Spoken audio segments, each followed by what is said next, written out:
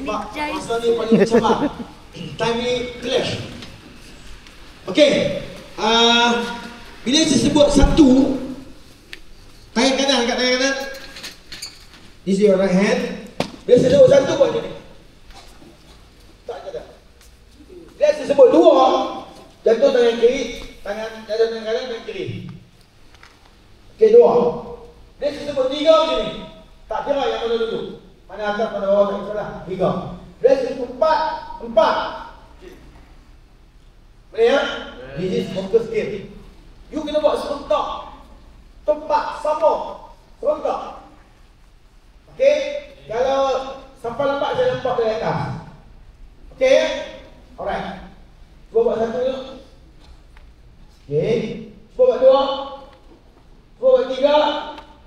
Cuba buat empat. Okey. Faham kan?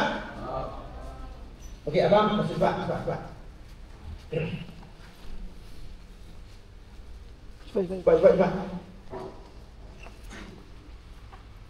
Ini satu, dua, tiga. Okey. Okey, yang mau masuk, kita nak buat energizer. Energizer ni apa dia? Battery charge. Energize. Okey. Satu macam ni, dua macam ni, tiga macam ni, empat macam ni.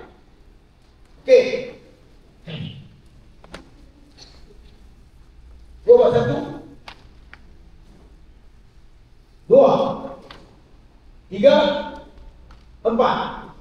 Okey, abang yang masuk satu, dua, tiga, empat. Okey, contoh. Okey ya? Are you ready? Satu. Ada yang tak sama? Sama. Satu, dua, tiga, empat. Okey, good.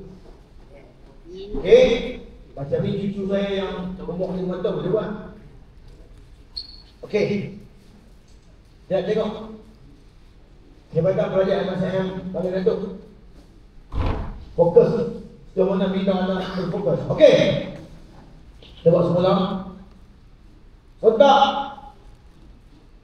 Cepat. Bila lambat gini ya. Cepat. Okey.